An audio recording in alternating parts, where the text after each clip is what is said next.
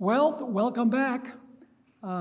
This is a very difficult hour to teach because we've all been off to lunch and we did not get an opportunity of taking a siesta. So try and bear with me, try and stay awake. We're going to conclude the lesson that we were studying when we ended this morning.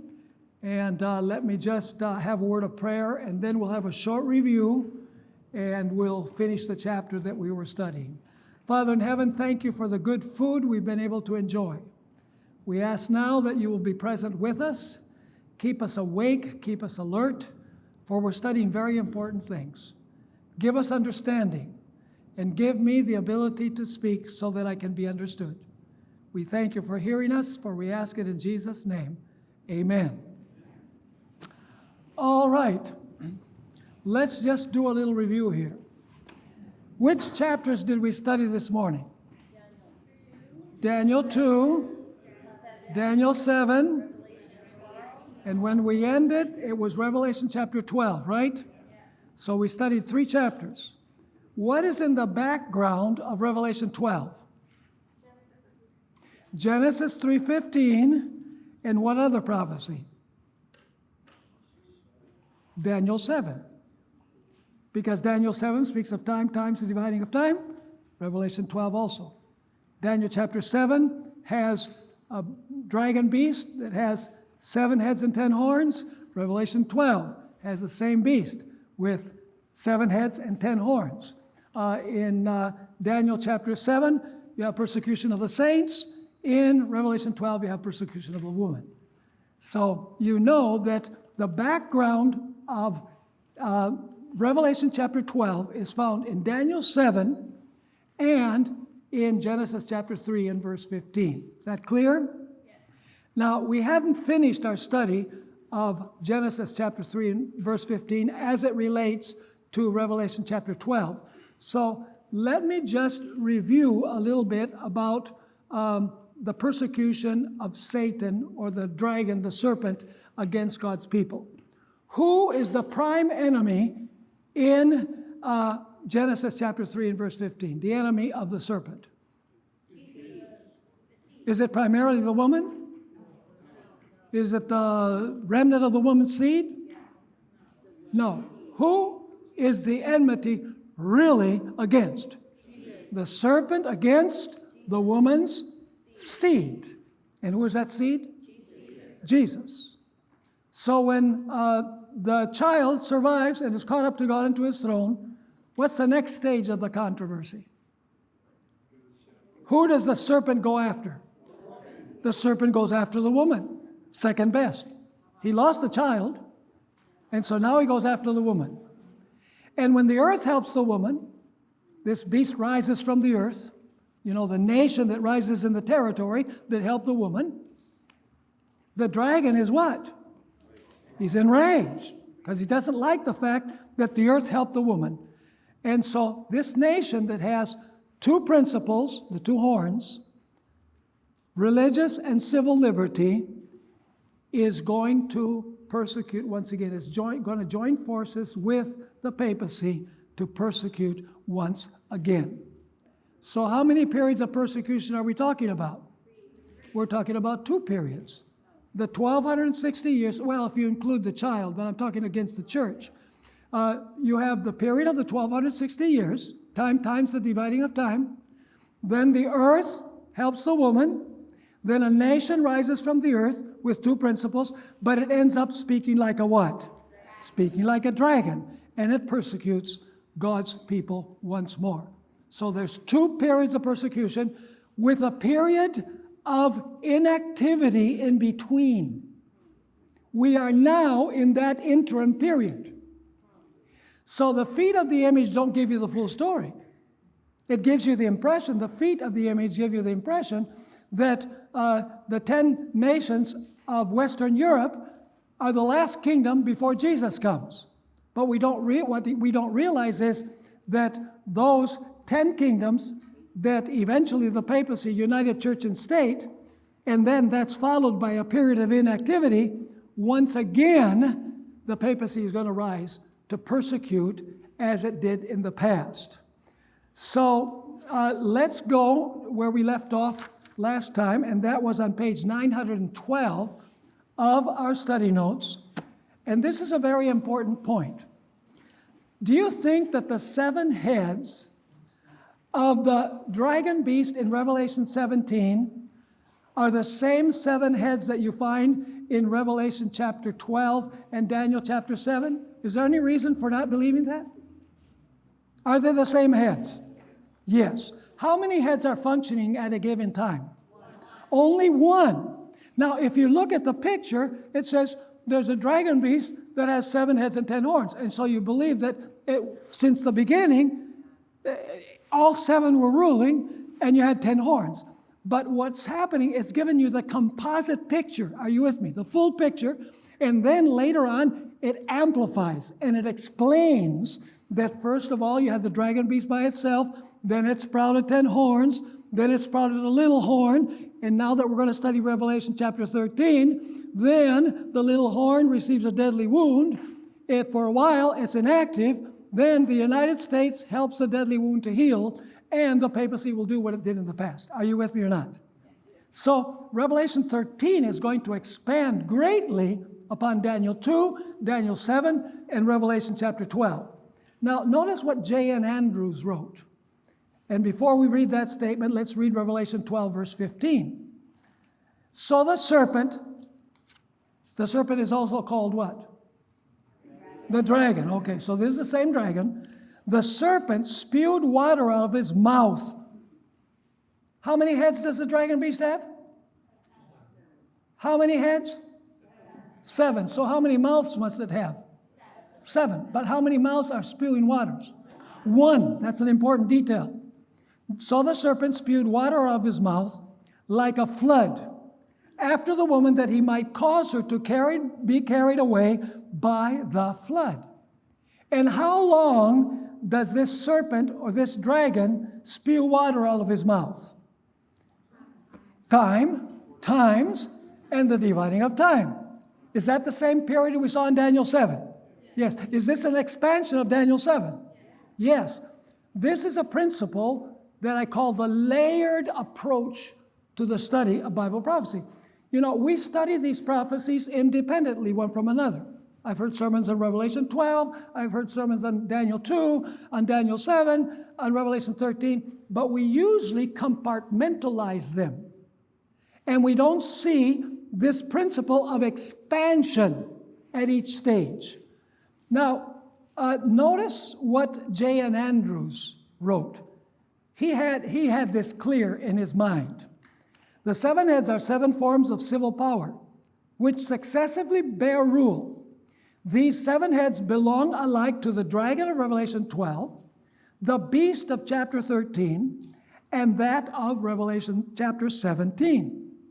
This shows conclusively that the dragon and these 2 beasts are symbols of the same power under different heads. Are you understanding what he's writing? For there are not 3 sets of 7 heads, but it is evident that the heads are successive forms of its power, one of them bearing rule at a time, and then giving place to another. The proper period of each seems to be this: the dragon before the 1260 years, the beast of chapter 13 during that period, and the beast of chapter 17 since the deadly wound and captivity at the close of that period. And I would add, not only after the period of the captivity of the papacy and the deadly wound, but all the way till the end. Now, we shall soon see that the sea beast of Revelation 13, 1 through 10, received a mortal wound. And only one of the heads received the mortal wound. So which must be the head that received the mortal wound? It must be the head that was spewing water out of its mouth. Are you with me or not? It must be. It's spewing water out. The earth helps the woman, swallows up the waters, and then we are told that this power receives a deadly wound. What do the waters represent that serpent or the dragon spews out of his mouth for time, times, and dividing of time? We don't have to guess. Revelation 17, verse 15 says, "Then he said to me, the waters which you saw where the harlot sits are peoples, multitudes, nations, and tongues." And then you have stage number 5 at the top of page 913. When the serpent or the dragon is spewing water out of one of his mouths, something comes to the rescue. Not someone, something. What comes to the rescue? The earth. A territory, not a nation. Important. But the earth helped the woman. And the earth opened its mouth and swallowed up the flood which the dragon had spewed out of his mouth. Now, the territory would later become a nation. Because in chapter 13, you're going to find that it says that there's a beast, and a beast represents a nation, that rises from the earth, which is mentioned in the previous chapter. Now, let's notice why the pilgrims fled to the United States. Why did the pilgrims flee to the United States? Because they were persecuted in Europe. Is that where the dragon was spewing water out of his mouth? In Europe? For time, times, and the dividing of time? Absolutely. So now there's a place, the earth, that provides refuge. Notice this statement from Great Controversy 292.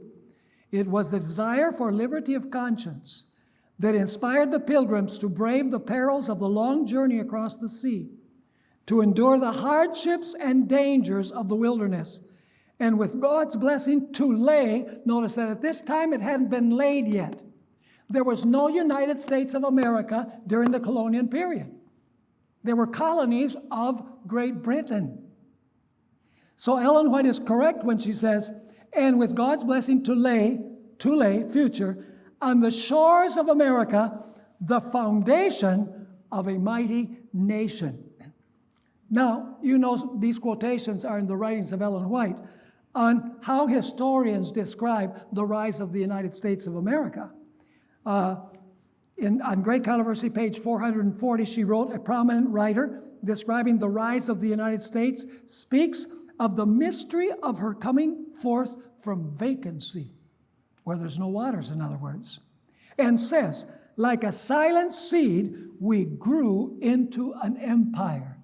During the colonial period, a seed, but it later grew into an empire. A nation rises from the earth, in other words. A European journal in 1850 spoke of the United States as a wonderful empire, which was what? Not yet. It wasn't yet. It was emerging. And amid what? The silence of the earth, daily adding to its power and pride. Now, every verse in Revelation 12, 13 to 17 uses the Greek conjunction kai. Whenever you find the word and, you're going to know that it's the word kai, but it's translated differently. Usually it means and, it's a connecting word, a conjunction, but sometimes it's translated differently, and I believe appropriately. So let's read the New King James Version, Revelation 12, verses 13 through 17. Now, that's the word kai. Now, when the dragon saw that he had been cast to the earth, he persecuted the woman who gave birth to the male child. So why does he persecute the woman? If you notice the previous verses, it's because when Jesus died on the cross, he was cast out of heaven. He was cast out as the ruler of this world.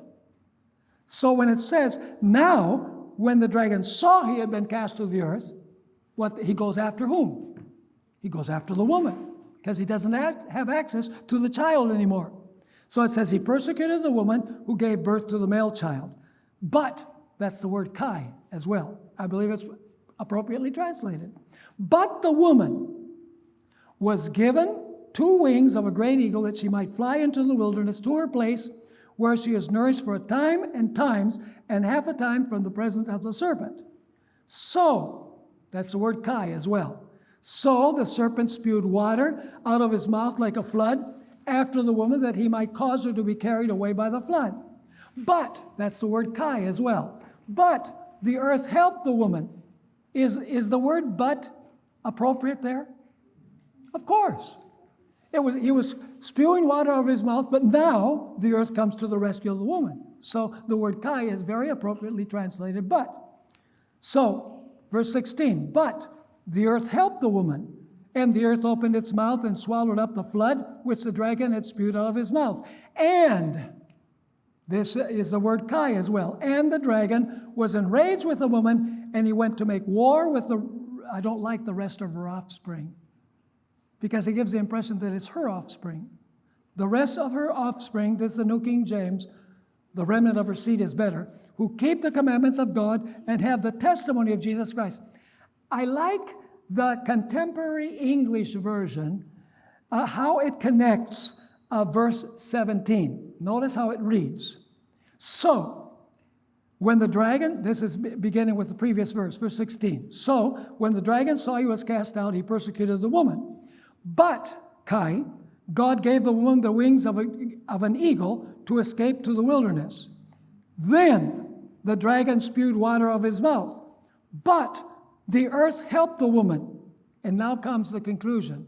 This made, that's the word Kai. This made the dragon enraged with the woman. Why was the dragon enraged with the woman? Because the earth helped the woman. Do you think the devil loves this country? He hates this country. Why does he hate the United States of America? Because the United States of America guarantees full freedom, civil and religious freedom. And the devil hates that because the devil loves coercion. He loves force. He doesn't love the idea that everyone should be able to worship God according to the dictates of their own conscience. Now, notice stage 6. There's a stage 6. The earth helps the woman. And what happens as a result of the earth helping the woman? Oh, now comes the conclusion. And, which the contemporary English version says, this made, and the dragon was wroth with the woman. This is the King James Version. And went to make war with the remnant of her seed. What characteristics do they have? Who keep the commandments of God and have the testimony of Jesus Christ. What does the dragon hate? The commandments and the testimony of Jesus. Remember that. Because the earth helped the woman, the dragon will launch a what? A second stage of persecution, which was the first period of persecution. Time times the dividing of time. The earth helps. The nation rises in that territory. There's a period of civil and religious liberty. And then the result is that the dragon is enraged. 2 periods of the rage of the dragon. 2 periods of persecution. The sequence is as follows. During the first stage, the dragon spewed water out of his mouth for times, and half a time. Then, after the earth helped the woman, that's Revelation 12:16, the dragon launched a second period of persecution. Chapter 12 had already identified the woman's seed as Christ. So the remnant of her seed must be the remnant of Jesus. Now, this is an important point. Although the dragon hates all of God's commandments, he despises one of them in particular. What did the little horn think that it could do? Not abolish, change. That's a key word. Not abolish, change in some way the law of God.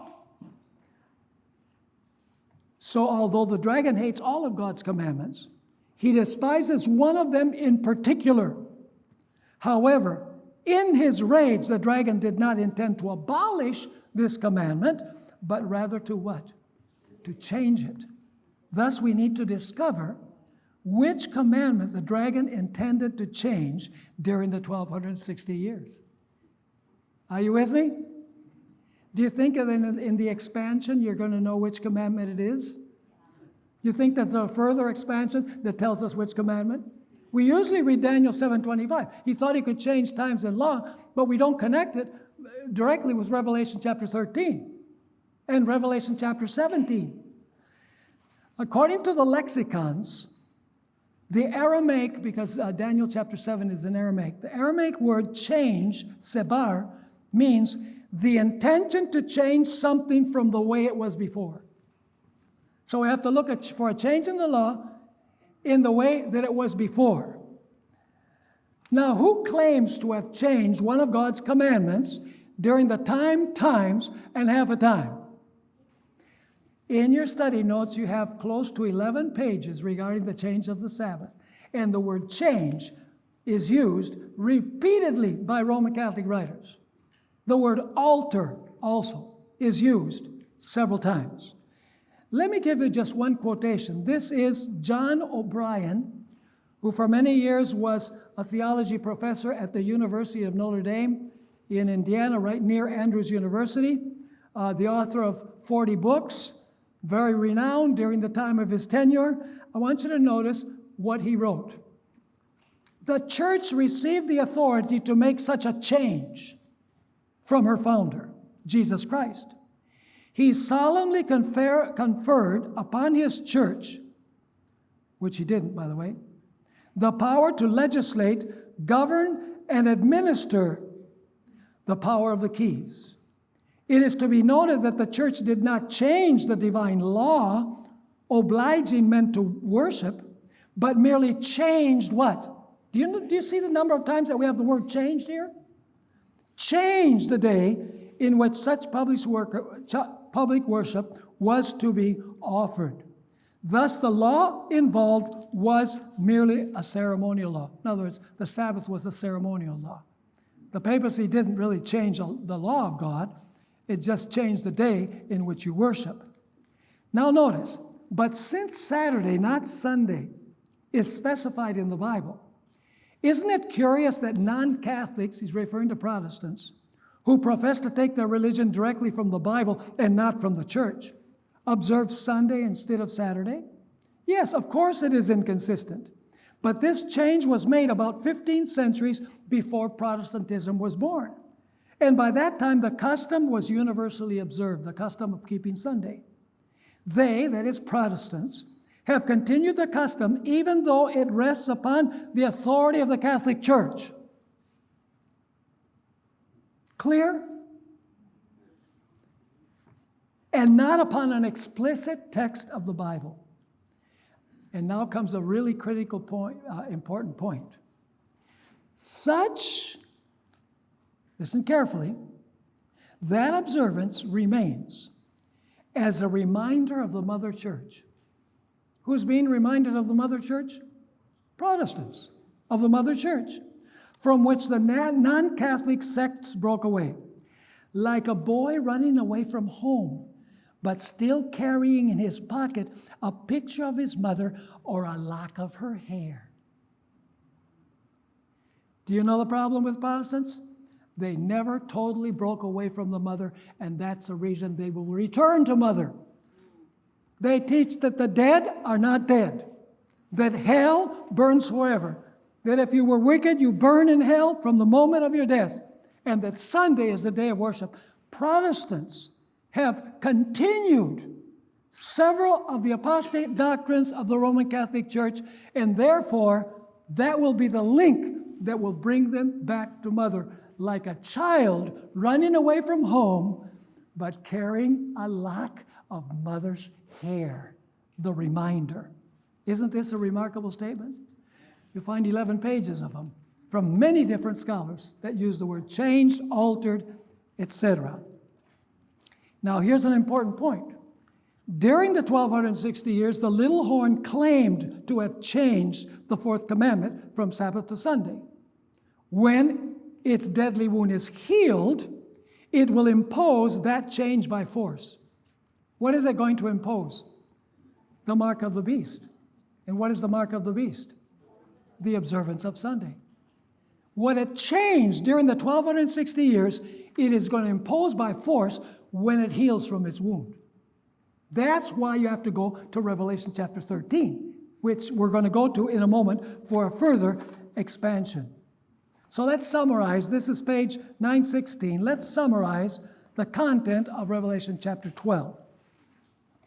The woman represents the Old Testament period, the period of the lion, the bear, and the leopard. The dragon is the first stage of Rome. The 10 horns, the second stage of Rome, divided Rome. The 1260 years, the third stage of Rome. Then there's a period of what? Of respite. The earth is helping the woman. The nation that rose from the earth with the two principles, civil and religious liberty, is helping the woman.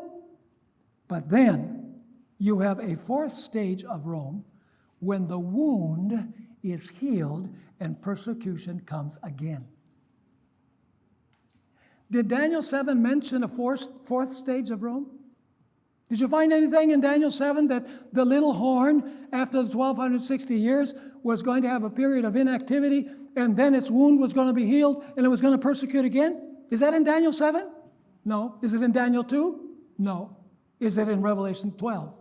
It is in Revelation 12. Now, when Revelation chapter 12 ends, we still have questions.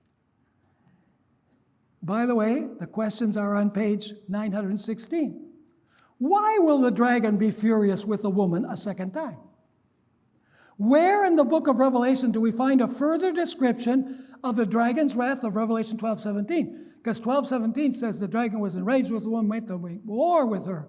The ones who keep the commandments of God have the testimony of Jesus Christ. So where in Revelation do we find an expansion of that, of the reason for the dragon's anger?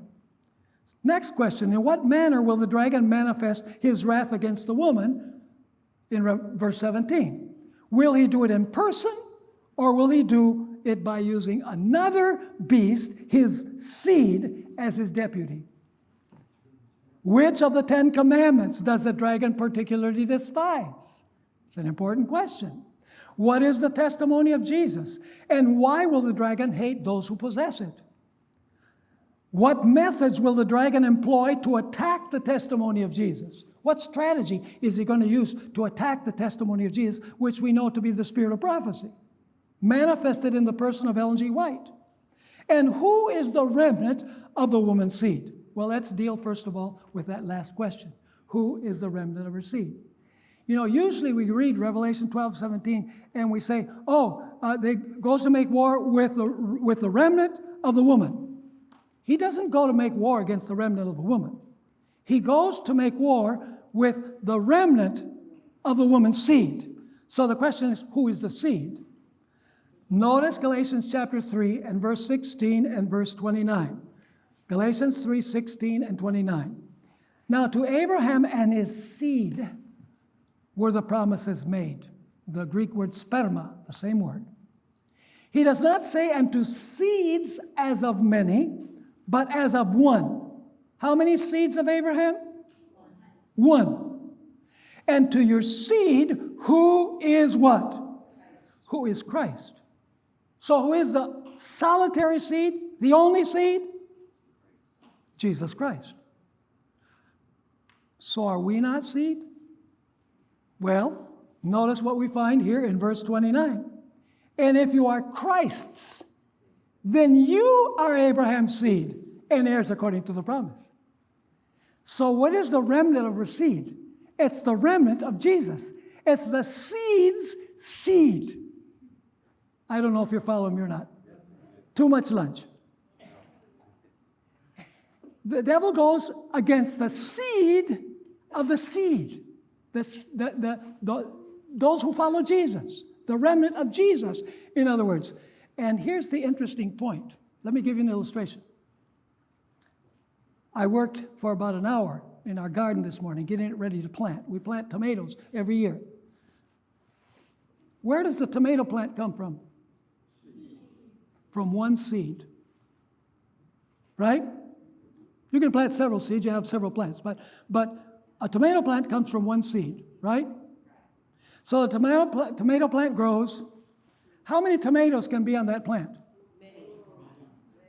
Let's say 100 tomatoes on that plant. What are those tomatoes? The seed's seed. Yes or no? Yes. And how many seeds can a tomato have? A multitude which no one can number, right? And so Christ is a solitary seed, but those who receive Christ, they become the seed. That is the final focus of Satan, is the remnant of the woman's seed, what is left of the woman's seed on planet Earth. Now let's go to Revelation 13. This is the most exciting part. Revelation chapter 13. Further expansion. Let's read Revelation 13, 1 and 2. Immediately you're going to see the connection with Daniel 7. Then I stood on the sand of the sea, and I saw a beast rising up out of the sea, having 7 heads and 10 horns, and on his horns 10 crowns, and on his heads a blasphemous name. I wish we had time to study every detail here, but we just don't have the time. I want you to see the big picture, and then you can go and study for yourself.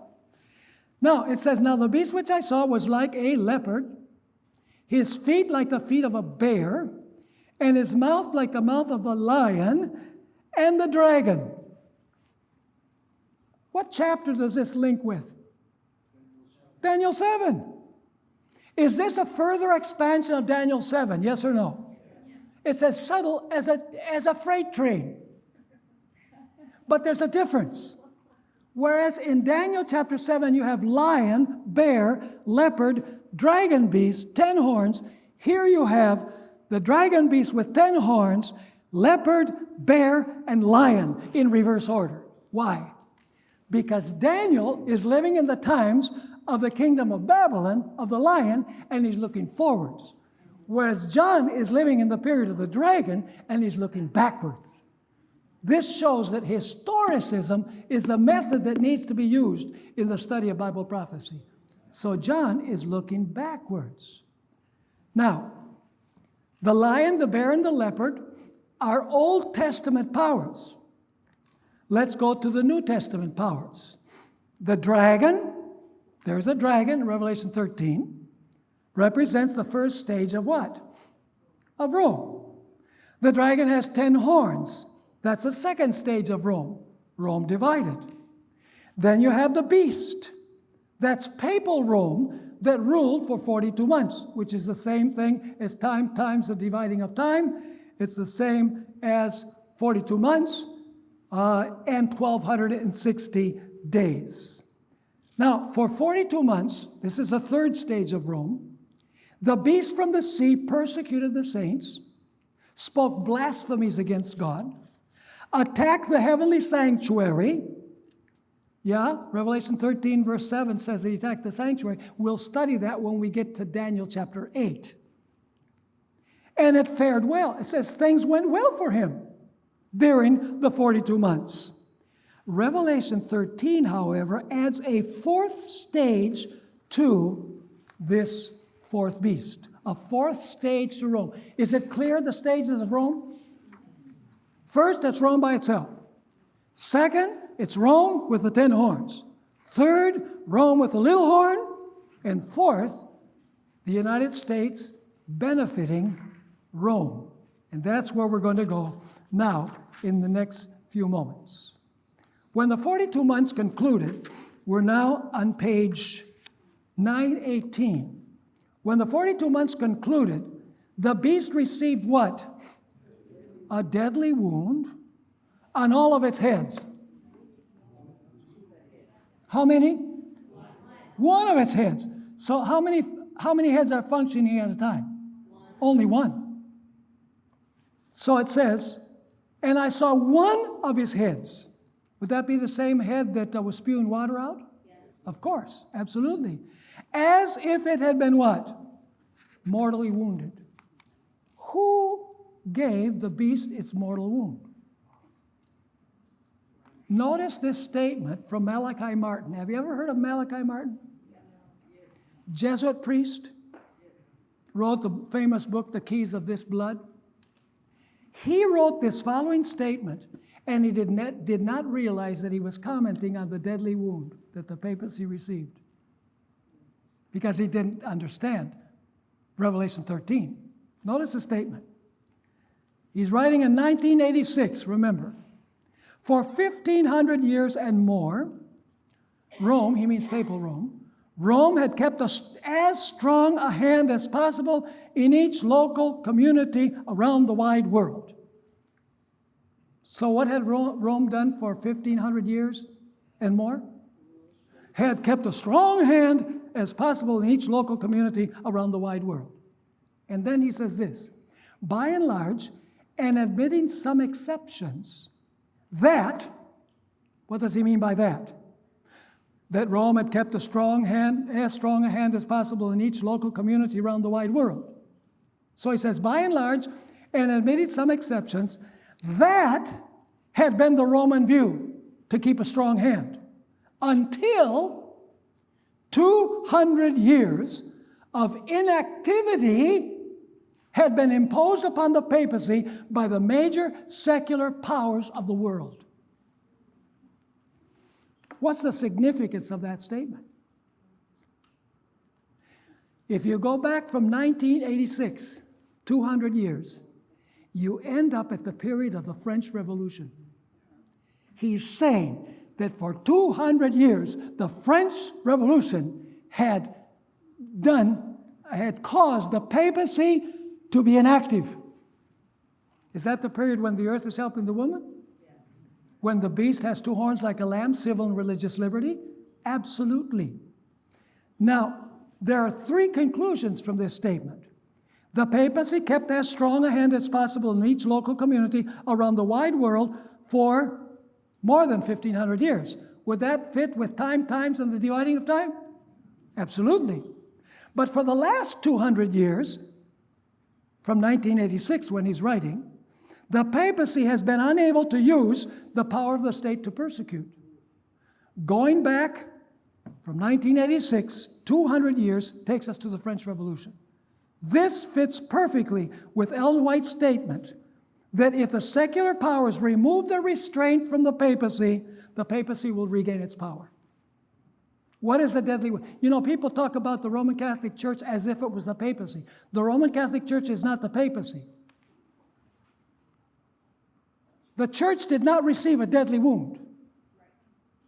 Because after the Pope was taken captive, parents still took their children to be baptized.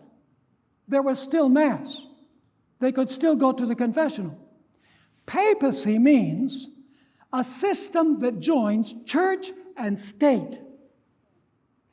But what happened in 1798? The state portion was removed from the papacy. And it was no longer a church state. It was merely a what? It was merely a church. So we need to understand that the papacy is not the Catholic Church.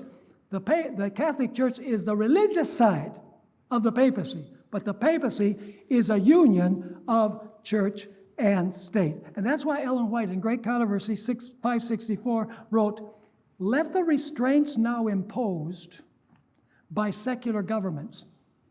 What restrains the papacy today? What keeps the deadly wound in place? The restraints of what? Of the secular governments. What happens if the secular governments give, once again, support to the papacy? The deadly wound is healed. So let the restraints now imposed by secular governments be removed and Rome be reinstated. There's a fourth stage of Rome. In her former power, and there would speedily be a revival of her tyranny and persecution. Is this clear? Praise the Lord. Now, what's going to happen with the deadly wound? It's going to heal. Notice Revelation chapter 13 and verse 3. Revelation chapter 13 and verse 3. And his deadly wound was healed. And now notice, it's not only Europe. Hello. The three evil spirits like frogs go to the kings of the earth and the whole world. The 10 horns now become global. In the final fulfillment, because the harlot sits on nations, multitudes, tongues, and peoples. What was local in Europe now becomes global in the end time. And so it says his deadly wound was healed, and all the world marveled and followed the beast. In the fourth stage, the deadly wound is healed, and the papacy rises to power once more. to persecute the saints as it did in the past. The same dragon who persecuted the woman during times, and the dividing of time will once more manifest his wrath. Revelation 12:17 describes the healing of the wound, doesn't it? The dragon was enraged with the woman. That's the second stage of persecution. But Revelation 12:17 doesn't tell us how the wound would be healed or by whom. It simply says the dragon was enraged. But it doesn't say how the wound is healed and who's going to heal the wound. The questions that remained unanswered in Revelation 12:17 will be answered in Revelation 13, verses 11 to 18. How and by whom will the wound be healed? The answer is stunning. Another beast will rise from the territory that helped the woman, and this beast will heal the wound. In other words, it will be the dragon's seed. Apostate Protestantism is the devil's seed. This beast will impose what? The change in the law. That's the mark of the beast. On pain of death. In contrast, the faithful who keep the commandments of God will receive what? The seal of God, which is the Sabbath. Now we know which commandments he wanted to change. By going to Revelation 13, it's an issue over the seal of God and what? And the mark of the beast. Now we know which commandment it is. At its origins, the earth beast was benign. It defended two fundamental God-given principles, civil and religious liberty, by separating church and state. But the dragon will manifest his wrath by using the earth beast as a puppet, as the dragon used the papacy during the 1260 years. Did you notice that in Revelation 12 it says that the dragon was the one that persecuted the woman? How did the dragon persecute the woman? By using the papacy. See? The papacy is his seed. And the same thing is going to happen at the end. Is the dragon going to be enraged against the woman? How is he going to manifest that rage? By using the United States. Because he is in stealth mode until after the millennium. And I hope some of you read the article that I wrote about history's hidden conspiracies. Everything the devil does now, he has deceived the political rulers of the world. They don't know that they are his instruments. Do you know when they're going to find out? After the millennium. Because the devil will then be visible.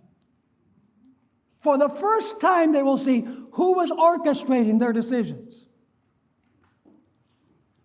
And Ellen White states that when that panoramic view appears above the city, she says that the nations, the kings will be enraged, no longer against the remnant of her seed. They will be enraged against Satan. They will not attack the city. They're going to attack Satan. Read it in Ezekiel chapter 28. Now, what about the testimony of Jesus? We're at the foot of page 919. Even further, this beast will attempt to make of none effect the testimony of Jesus. And what is the testimony of Jesus? The true gift of prophecy. The true gift of prophecy. Now notice, besides claiming to change the day of worship in the law from Sabbath to Sunday, it will attempt to change God's prophetic times. Because it says he would think to change times and law. By the way, it's singular in Hebrew, law. He would seek to change, in Aramaic rather, he would seek to change not only the law, but times and law. Now, we're not going to say a lot about this, but I would recommend that you get a book and read it. It's called Futurism's Incredible Journey. What would be the best way to counteract the true gift of prophecy that points out how end-time events are going to take place? What would be the best way that Satan could deceive people to not believe the true scenario of Bible prophecy? The best way would be to establish rival systems of interpretation. To say that the prophecies were all fulfilled in the past, preterism, or that the prophecies of Daniel and Revelation are going to be fulfilled in the future. And that way Satan says, they believe that all these prophecies are history, or they believe that they're going to be fulfilled after the rapture of the church. And meanwhile, in Rome, the papacy that will persecute again rises to world power and world admiration. And the United States is taking steps to return power to the papacy, and no one can see it because they're looking in the wrong place. So how does Satan counteract?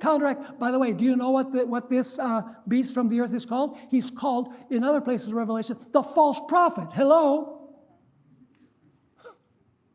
So it's the true prophet and the true scenario of prophecy, and the false prophet and his scenario of prophecy. If you want to see the whole trajectory of how God's times, which is referring to God's prophetic events, how the papacy, two papal individuals, Alcázar and Rivera, two Jesuits from Spain, are the ones who originally changed historicism to preterism and futurism. And today, what does the Protestant world believe? Liberal Protestants, they say, Little Horn was Antiochus Epiphanes, who lived 165 years before Christ. So these prophecies don't have anything to do with us. These prophecies were fulfilled in the distant past. And the main number of Protestants say, prophecy is going to be fulfilled after the rapture of the church. The Jerusalem temple is going to be rebuilt. The literal Jews are going to be persecuted for 3.5 literal years. And the Antichrist is going to literally sit in a rebuilt Jewish temple. That's what's being taught. Yes or no? You can hear it every Sunday on television. Thank God for the book Great Controversy. Ellen White wrote, letter 281, 1905, the Great Controversy should be very widely circulated. It contains the story of the past, the present, and the future. In its outline of the closing scenes of this earth's history, it bears a powerful testimony in behalf of the truth. I am more anxious to see a wide circulation for this book than for any others I have written. For in the Great Controversy, the last message of warning to the world is given more distinctly than in any of my other books. Are you catching the picture? Does Revelation 13 help us to understand Revelation 12:17? Yeah. The devil's going to raise a false prophet with a false prophetic scenario. And he's going to impose the mark of the beast, which is the change in the Sabbath. If you didn't have Revelation 13, we'd be nebulous about these things. But Revelation 13 tells us how the wound is going to be healed and who is going to heal the wound. You say, well, Pastor Bohr, but the United States, how can that be the fourth stage of Rome? The United States isn't Rome. True. But the United States will be the puppet of Rome. Notice the following details. Do you know that every time that the dragon appears in the book of Revelation, it has a relationship to Rome? Did the dragon try to kill the male child? Did the dragon persecute the woman? Now, who was the dragon that persecuted the woman? The papacy, right? Roman papacy. Who tried to kill the child? The Roman Empire. So if this beast is going to speak like a dragon, it's going to speak like Rome. I don't know if you caught that point. Second, by the way, Ellen White wrote, Great Controversy 581, stealthily and unsuspectedly, the papacy is strengthening her forces, that is, her allies, to further her own ends when the time shall come for her to strike. All that she desires is a vantage ground, and this is already being given her, even in Ellen White's day. We shall soon see, listen carefully now, we shall soon see and shall feel what the purpose of the Roman element is. Do you know what she means by the Roman element? She's talking about the iron of Rome. It's the civil power. Whoever shall believe and obey the word of God will thereby incur reproach and persecution. Listen, folks, this beast from the earth, everything it does to please the first beast. In other words, the dragon that tried to kill the male child transferred its seat and authority to the papacy, and the papacy will transfer its authority to the United States. You say, how do you know that? Everything in Revelation 13, verses 11 to 18 says that that's what's going to happen. It tells us there in verse 12 that the beast from the earth will exercise all the authority of the first beast. It will do everything in the presence of the first beast. It will require all the world to worship the first beast. It will make an image of the first beast. It will make an image in honor of the first beast. And it will impose the mark of the beast. Somehow I think that the beast from the earth is going to exist to please Rome and to return the power to Rome. That's why this is a fourth stage of Rome, because the United States will return the power to Rome. Listen to these two statements from Ellen White. The world is filled with storm and war and variance. Yet under how many heads? Under one head. What is that head? The papal power. The people will unite to oppose God in the person of his witnesses. This union is cemented by the great apostate. So the papacy is the one head. Is the United States the kingdom that gives its authority to the papacy?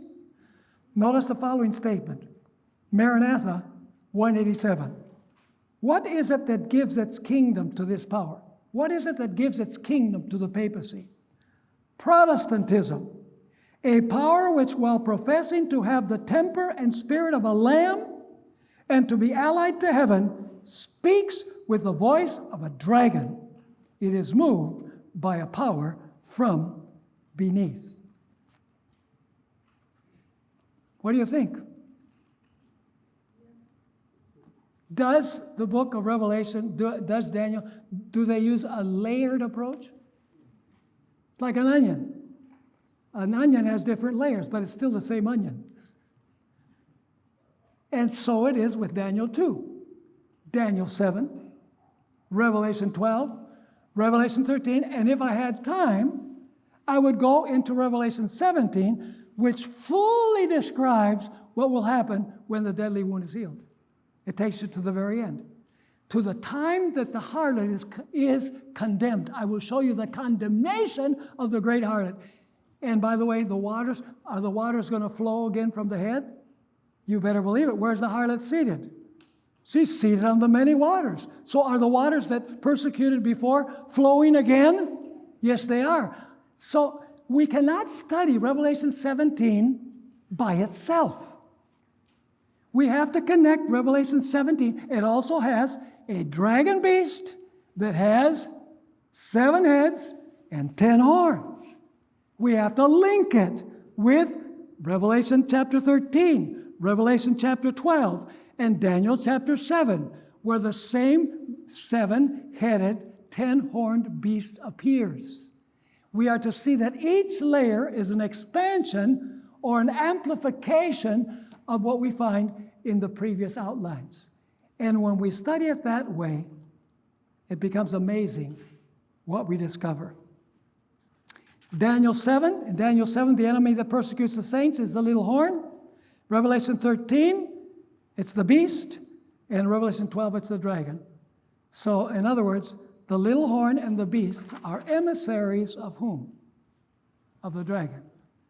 Because the dragon operates by stealth, invisibly. But after the millennium, the world will see who he really is. And every knee will bow and every tongue will confess that Jesus Christ is Lord, to the glory of the Father. So let's remain on the straight and narrow, and let's share these ideas with those who are searching for the truth.